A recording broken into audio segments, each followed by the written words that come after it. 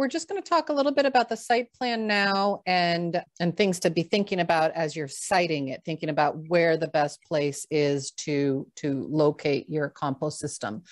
So overall, it is good to have, to sort of keep a binder or an electronic file with some of these things in them. As a communication tool for your compost team, if you have one. It depends a little bit on how, if it's just a couple folks or a larger community effort in terms of managing the system. But once you've decided on your composting method, we have tip sheets on how to be a good neighbor. Sort of neighbor proximity and the optics of compost systems is something we've talked about with all of our partner farms already.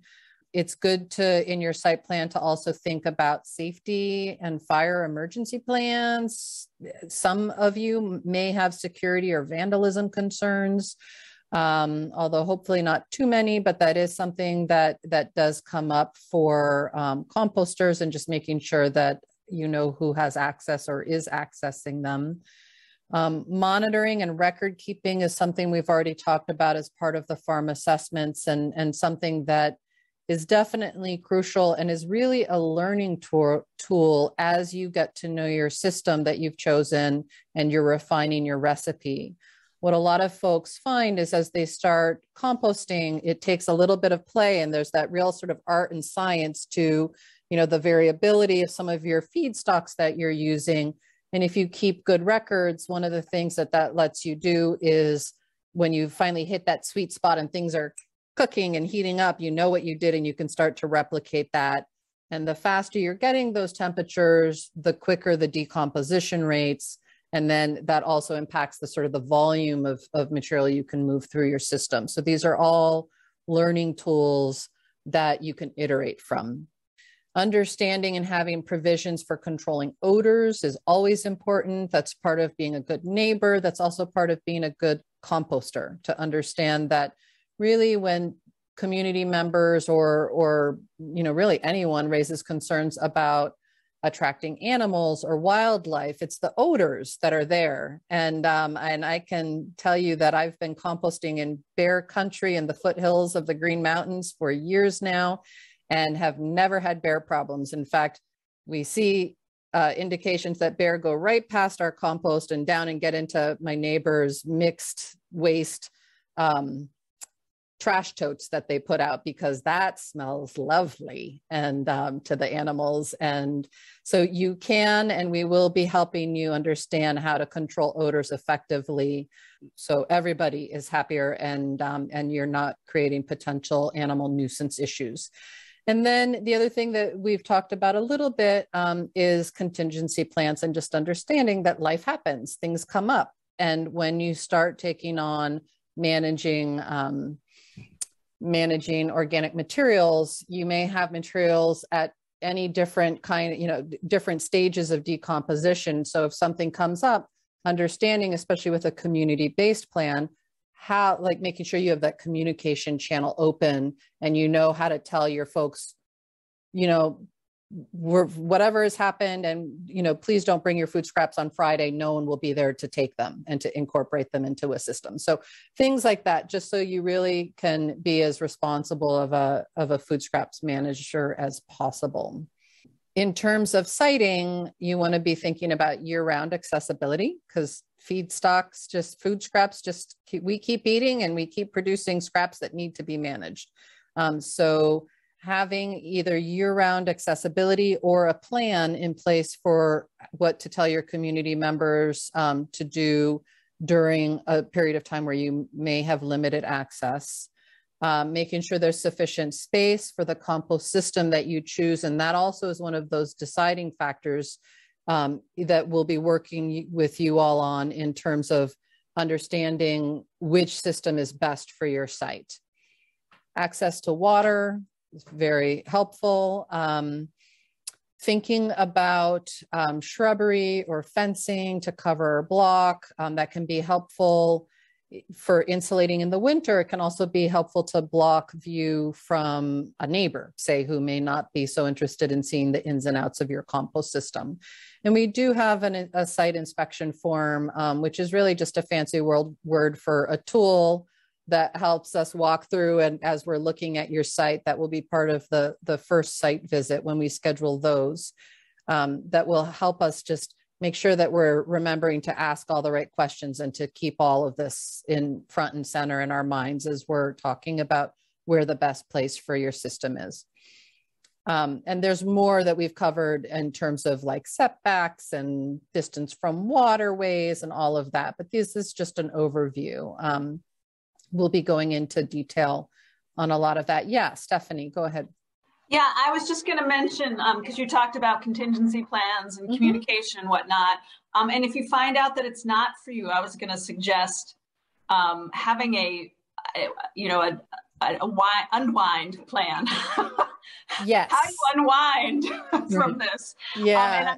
And I'm not wishing failure certainly on anybody, but I think a controlled unwind is something else to think about. So I just wanted to share. Thank you. Yeah, thanks, Stephanie. And we didn't mention it here, but that is something that was actually part of the on-farm assessment that we're doing with each farm and talking about, that we'll be working with what we're calling potential closure contingency plans. So decommissioning plans. So especially for folks who may be setting this up on leased land, if something changes there, that's one of the models that we're looking at.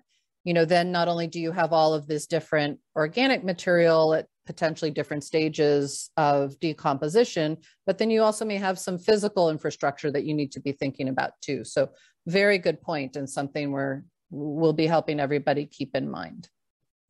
And we can offer therapy too if we need to. Yes. So the site layout, and I'm going to show a couple pictures of this, but just overview.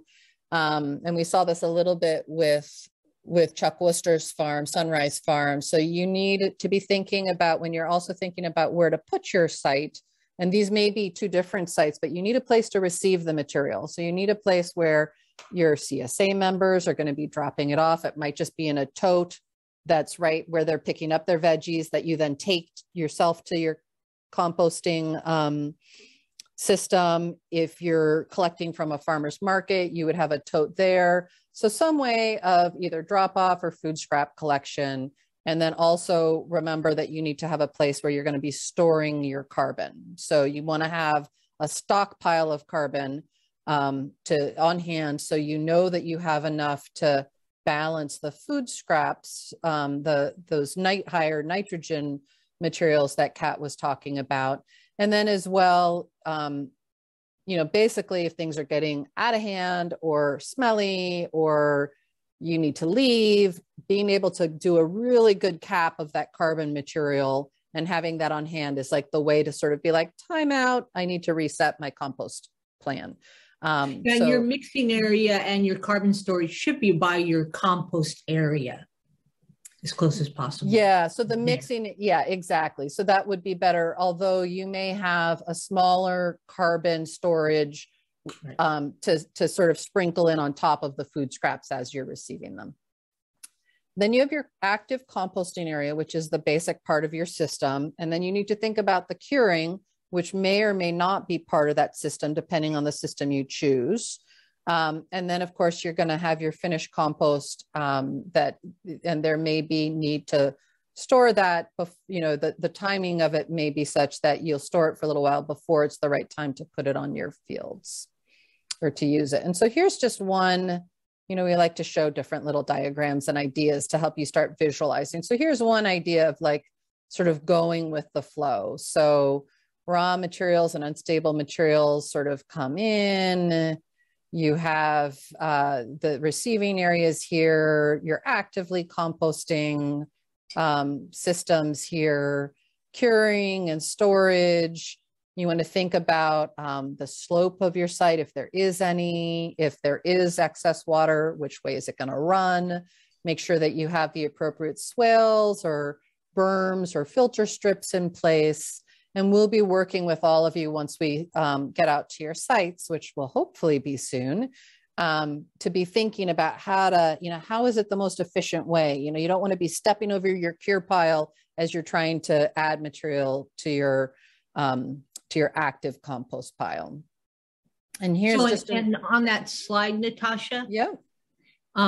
So for most of your farms, if you're collecting from your CSA, you would collect that like, where your CSA is, because you don't really want anybody going on this site, just for security and safety and all that. So your receiving area is what you bring to the mix. All your CSA food scraps, you would take them and plop them in your receiving area there. Yeah, and it just depends on the proximity will just vary based on individual farms and systems. And here's just another sort of view of, storage, and here's their bin systems, a mixing area. This is actually just a simple trommel screen, just to be thinking about, we've worked with composting sites that are as small as in like a 10 by 10 or 10 by 12 foot area to like the larger scale that you've seen in some of the images. And so really, regardless of where you fall on that spectrum, like Athena was saying, and Kat as well, it's the science is the same, and it's just a matter of matching the system choice and the site layout to your individual site in a way that will help you achieve the goals as you define them, as the individual partner farms decide. And it's the same as well in terms of how you define community. And in all cases, we really recommend that you start kind of small. And so it may be that you don't even open it up if you have a large CSA to all of your CSA members, maybe just a subgroup to get yourself going, and then you can always expand. But it's easier to start small and expand up or bigger than it is to start bigger and then get overwhelmed and then have to try to figure out how to reconfigure with your community and your communications to shrink back down. So these are just things to keep in mind, and we'll be, of course, individualizing all of this with each of you as we continue in this project.